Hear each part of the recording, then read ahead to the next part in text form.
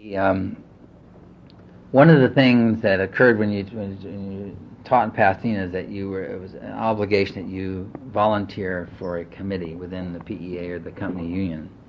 It was just, and that was assigned to me by my high school principal. And she gave me a form and she said, check out the committee you want to work on. And these were employee committees, mind you. I mean, what we'd call union committees. So the boss had hired me, and the boss gave me a committee assignment within my quote unquote own union. And I was put on the salary committee. And about the second week of school, I got a note that the salary committee was meeting that afternoon at 4 p.m. And I went to the meeting, and I couldn't believe it. Sitting there around the table was the director of personnel, the man who had hired me. And I kept waiting for him to leave when the meeting was going to start. And suddenly the meeting started, and he not only didn't leave, he was chairing the meeting. Being older and had been in the Army and married and divorced and been on the streets a while, I had presence and a certain personality that lent itself to speaking publicly. I challenged the meeting and said, I don't understand. I'm just new here, but are you still the director of personnel? And this is the salary committee, and you're chairing it? And it was all in good cheer. I was smiling and just kind of making fun of the situation, but it was so ludicrous. And I said, well, isn't there some chance that we might be discussing strategy about how our salary demands are going to be presented? And I was corrected that we don't use the word demands or proposals. That's an unprofessional approach. And he got red in the face and got all huffy that I was questioning his personal integrity. And I pressed it one more turn of the screw by asking him, well, isn't there a chance that if your boss, the superintendent, asks what our strategy is, are you going to tell him you won't tell him? Because I think if you answer the question that way, you won't be director of personnel very long. And they said, well, maybe you should find another committee. I said, well, that's possible. And I was the only one smiling in the room, and so I shut up. And it got very serious. I was just amazed. I went back to my department the next day, and there were a group of kindred spirits who were my age, Korean War veterans, teaching in their first, second, or third year. And I told them this story, and they laughed, and they said, just get used to it. That's how this place is run, which is absolutely amazing. Late in the fall, a group had organized in Pasadena called Moms and Dads for Action, MADAX. And it was a group of parents who were going to give one last try, win one for the Gipper, but it was for Joe McCarthy. And this was a group of conservatives who were going to purge the school of communist teachers. And they sent a girl student into a government class with a tape recorder in her purse. And had several other students in the class prime with key questions, and they recorded, transcribed, and mailed it directly to J. Edgar Hoover. They went right by the Pasadena School Board. The FBI conducted a clandestine investigation of the teacher. His name was Frank Benke, a magnificent Serb, born 100 years too late. This looked like everyone's bank manager. Just a giant, gentle man. And they came back. The FBI came back to the Pasadena School Board and said that Frank Benke's not a communist. The assistant superintendent for instruction in late January, called a meeting in 1960. And all the history teachers in the district were told to be at this meeting. I taught the core program, English and history. It was a great strategy if you could teach both, but the problem is that most people can only teach one, so one course suffered invariably. Only a few of us I had a double major and was weak in English and even felt it. I leaned toward my social science background, history background. But what it really made us an employee is that we got to go to 2 department meetings a week instead of 1. So we went to this meeting, and the assistant superintendent of school, George Noreen, had Frank Benke, whom I didn't know. Pasadena had 4,000 students and on about 40 acres, and you could go for months and not see the same person twice. And he taught 12th grade government, and I was teaching 10th grade social studies and 11th grade U.S. history. I didn't even know the guy.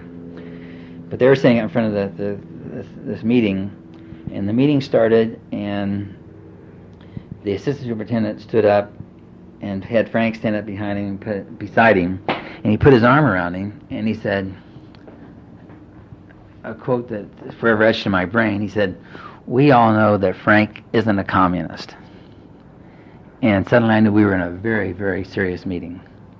And then we got a lecture on good judgment, on exercising professional judgment, and dealing with controversial subjects and learning materials we brought in the classroom.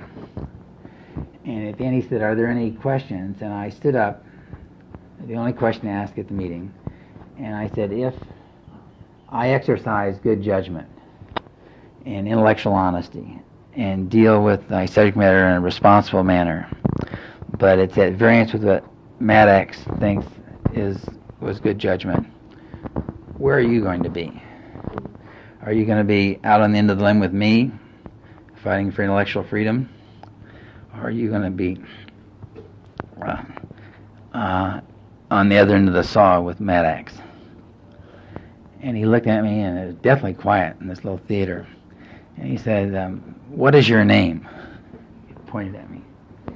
And I said, "Raoul Teilhet." And if you ever tried to write Raoul Teilhet without knowing how to do it, that's no help whatsoever. And he pretended to write it down. And he said, "We'll get back to you after the meeting." And the meeting ended. And as I was going out, people were, nudging me and laughing and telling me I'll like my next job in Bakersfield, or, you'll be a great milk delivery man. But it was a definite feeling from my colleagues that I'd done something very negative and wrong and threatening. The next day, when my teaching colleagues, we met for our usual lunch meeting and talked about this experience, recognizing that there were several females, but we were mostly male. As I said earlier, veterans of the Korean War, heads of household. We were awed by the response of the teachers. And we started to reflect on our faculty. It had a great many of them who had been hired in the 1940s. Many of them were Republicans because Pasadena was a Republican town. There was no experience whatsoever in their background of any kind of protest, civil disobedience. I mean, the ACLU was considered a left-wing, extreme left-wing concept to this group. We had a company union. They weren't involved at all in the meeting. There was no recourse there to go plead our case. We talked about going to the ACLU, and we thought that would probably be like throwing a bucket of gasoline on a small fire. And we just let it go. And our worry was about moms and dads for action. And the obvious passive response of the school district, or worse yet, their covert support of moms and dads.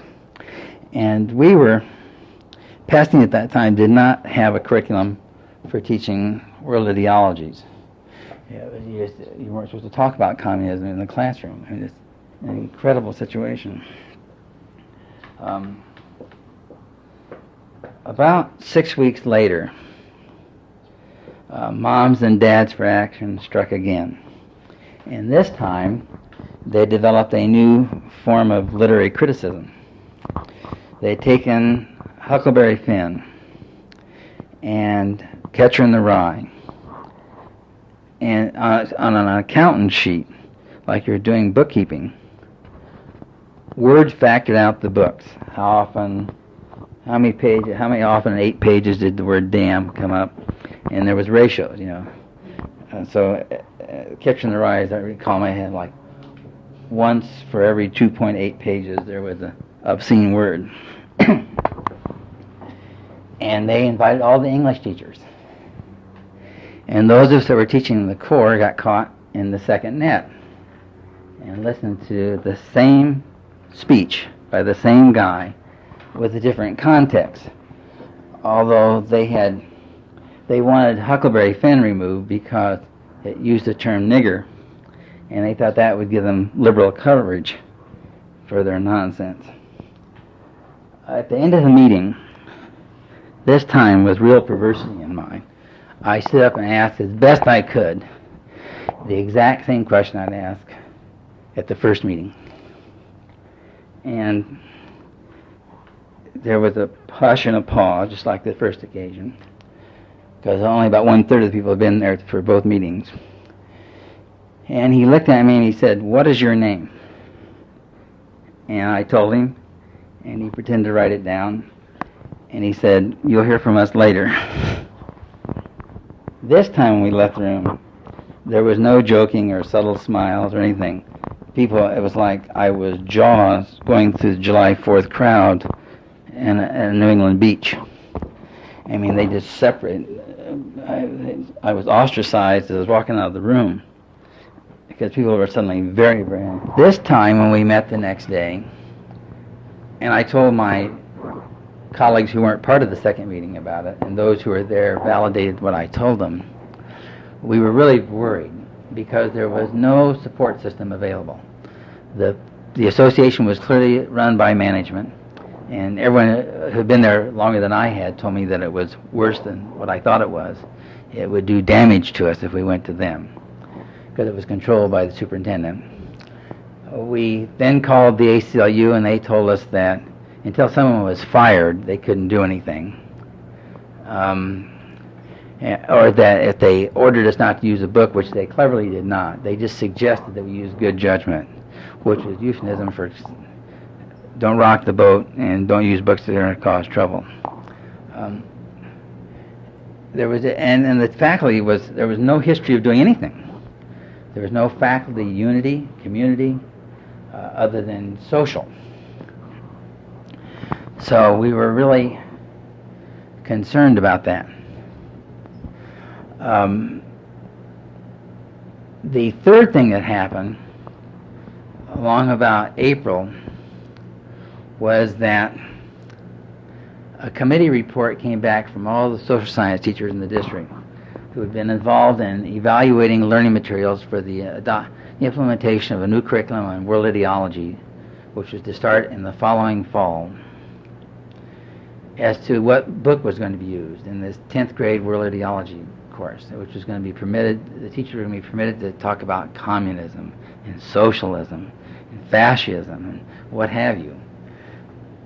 I was on the committee, and the committee came back with 3 recommendations for books to be selected, and 1 footnote pointing out a book that under no circumstance should ever be considered. And it was called The Wonderful World of Communism by Roger Swearingen, who was an international affairs professor at USC and a first-class intellectual whore. It was describing communism in terms of how many commodes they had and how intelligent that they had, and so ipso facto, therefore, it be resolved that it was a failed system. Just an outrageous book, intellectually insulting, but we'd been given 6 copies of it, and so we were worried that somebody liked it. So that was the only book we said do not buy, and here are 3 that we'd recommend. Any one of the 3 would be fine. At the very next school board meeting, they accepted our report, thanked the 20 members of the committee for their diligent work, and announced they're buying Roger Swearingen's book. And we went storming down the superintendent's office next day, just outraged about wasting our time. and we found out that they had purchased 3,000 copies of it the previous October before the committee had ever met. And at the next department meeting, district-wide social science meeting, this time joined by several of my colleagues, but I was the principal spokesperson, just raised holy hell with the whole system and made impassioned pleas for academic freedom and intellectual honesty, and we've been humiliated, and this made a general scene. The next day after school, it was on a Friday,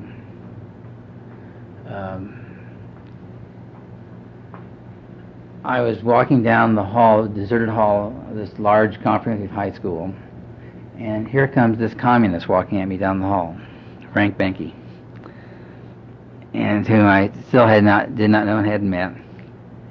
And as he approached me, a large man, he held out his hand, whereas if I had walked into it, he had actually hit me just below the belt buckle. And I looked to my right, and there was a women's restroom, faculty restroom. I knew that wasn't an escape hatch. So I held out my hand to kind of ward off his hand. Not exactly what he was doing, and he palmed me a note. Two adults in a deserted hallway in a public high school, and he hands me a little folded up note, and he turned and walked through a door into the main faculty lounge, which is in the building, and there I was standing alone in this hallway. And I opened up this note, and in printed letters it said, "We need you. Secret meeting, 41 Olive Street, Sierra Madre, 4:30 today."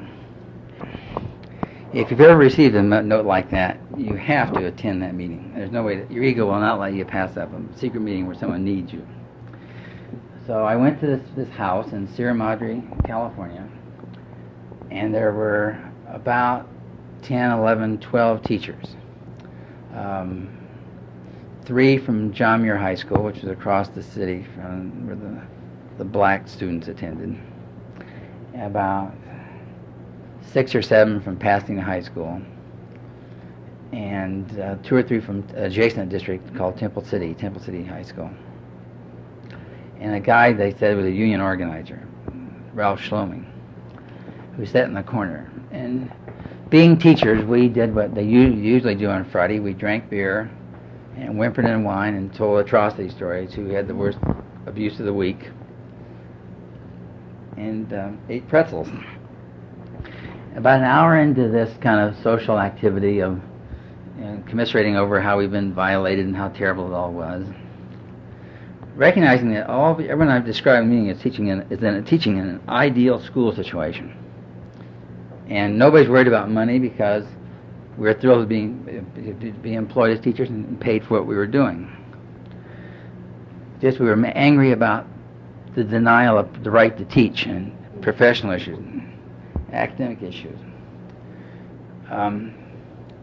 This guy that had been introduced as a union organizer in the corner suddenly said, as a rejoinder to some impassioned story about how we're being violated, "What are we going to do about it?" And the room became very quiet. I mean, we, the collective, do action about the unknown it. We're going to drink some more beer and complain and whimper and whine. That's what we're going to do. What would you suggest we do? And he stood up out of the chair and he said, "I think we should all sign this charter in the American Federation of Teachers and organize a union, put together a demand package, take it to the school board, and demand they negotiate a contract with us, which would have a grievance procedure," and he went down the whole litany of what you'll find in a contract. Well, that sounded terrific. And somebody said, "Well, what happens if they don't give us the contract?" And in a very loud voice with his finger in the air, he said, "We'll go on strike." Well, hell. can we check with next of kin or go to the credit union, or is there another plan, or is there someone else up there? I said, my response was, it's about time. I want a rational answer. Why didn't we think of that first? And where do I sign?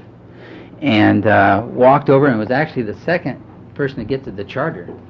The first was a ex-Seventh-day Adventist minister from Temple City who was president of the Dallas Federation of Teachers until very recently, Harley Hiscox. He got there first, and I got there second. We talked and signed the charter, and thought, this was the answer to all of our problems. An independent union of teachers, no management in our unit, and democratic, and we'll negotiate a contract and make demands on the school board. I mean, now we're talking. We put our heads down. We had an election, and being teachers, since we didn't get to vote anything else, we put our heads on our desk and raised our hands. And I was elected treasurer, and a guy named Seymour Scharf was elected president, and we had a union. On Monday morning, the next Monday morning, I went in and made an appointment with my principal, and she said she could see me right after school. And I went in to her office and told her that we'd organized a union called the American Federation of Teachers, and told her that we were going to improve education, that it wasn't aimed at her. It ran down the whole sequence of the collective bargaining process, how it was going to happen. And she was about 5'10", very powerful personality, an Elizabeth the First type. From the genteel Pasadena family. She stood up and she had tears, huge tears rolling down her cheeks. And she came around the desk and took me by the shoulder and embraced me, rocked me back and forth. It wasn't all bad. In her arms, and I was kind of embarrassed standing there, being embraced by my principal in tears. And she held me back at arm's length and she said, "You would have made a great administrator." And their verb tense told me volumes about what had occurred. The next day, we had our first newsletter out. We put, we call it the green sheet, a flyer in every teacher's box, outlining the second coming of teacher dignity in Pasadena. And we had a tear off at the bottom where they could join. And we really spent hours discussing that weekend how we were going to process all these new members and get the money in and get the membership cards out to them and get the thing going. So we raced down at lunchtime to count up the members. They put it back in Raoul Teilhet's box. He's the treasurer. And my box was crammed full of wadded green sheets. And they were in the wastebasket. And some of them had written notes on them. "Fuck you, radical." They weren't in crayon, but they might as well have been. And some of them were torn out in little teeny pieces and put in envelopes. And "Get out of this school, commie." There wasn't one single membership in the entire box. In tandem with my principal telling me that my career was doomed in education, it brought tears to her eyes. And the hysterical negative response of the faculty. At that instant, suddenly I know that I reached out and grabbed hold of something bigger than I thought I'd grabbed hold of. And we were cast into a state of depression. We, the 6 of us at Pasadena High School who had signed that charter. In retrospect, I've concluded that we made some terrible mistakes at that time. Instead of union organizers, we needed group therapy leaders, because we were talking about we had put forward a concept a new concept, a very radical concept in some people's mind that hit a whole host of emotional buttons. Some of them, it was the threat of bringing the union into teaching. In other words, they had emerged from the middle class and didn't want to go back. And within their social family background, to become a teacher was meaning you didn't have to be in the union. It was a badge of honor to escape the industrial union image of their parents. Almost all of the faculty were from someplace else. Ohio, Pennsylvania, Michigan. And they wanted to escape that Milltown, Uniontown background. They were in the clean air and the bright sun of California, and they didn't want to be in the union. They were professionals. They were white collar. And we posed a real threat to them. We were going to take them back into that psychologically. Then there was this ideological fear of that unions were dominated by communists or radicals or troublemakers, that there'd be strikes, that I'd lose my job, that something bad will happen to me. Third group were NEA fights, who were invested in the professional organization as a strategy for their lives. And in one action, we put into question everything that they stood for, believed in, or had ever done. And they felt offended, like a slap in the face that hit them. The management control was enormous. Elementary principals called meetings and brought their whole faculty together and lectured them on the evils of unionism and collective bargaining and pitting you versus me as your father image. I mean, outrageous, illegal activities in any collective bargaining society I've ever heard of. But we're the norm for management control in not just Pasadena, but in school districts all over the state of California. If we had a greater understanding of people and were better organizers at that time, or had guidance from the AFTS International, we wouldn't have made the mistake of ignoring the important issue of concept of self. And we put that down, and as a tangent from that error, we attacked the concept of professionalism. Because it was we thought the 180-degree opposite of union, so we made it an enemy. So we took, without thinking about it, which we should have, we took a concept, being a professional, which has high esteem in our society, and turned it into a point of our attack, negative attack, and demeaned it, and tried to humiliate it. And secondly, we ignored how people saw themselves as teachers. They instead of saying that union was a positive way of enhancing your professionalism, of making you a stronger, more dynamic, viable professional with true professional autonomy, as other professions have, we made the mistake of demanding that they fall into the very mold, the trade union CIO mold, if you will. We didn't even have enough sense to organize them as the craft union. We argued they were like auto workers and steel workers and mine workers, and we're all together in locked arms in solidarity, which meant they took as a personal threat, and we made enemies of people who should have been friends. So because of that first mistake, approached it as if we were teachers instead of trying to pretend we were trade union organizers, and developed a lesson plan to bring the class along. First, vocabulary, consciousness raising, concept understanding, positive reinforcement, and review, and taking a little time instead of demanding that they all join the IWW immediately and hit the bricks with us.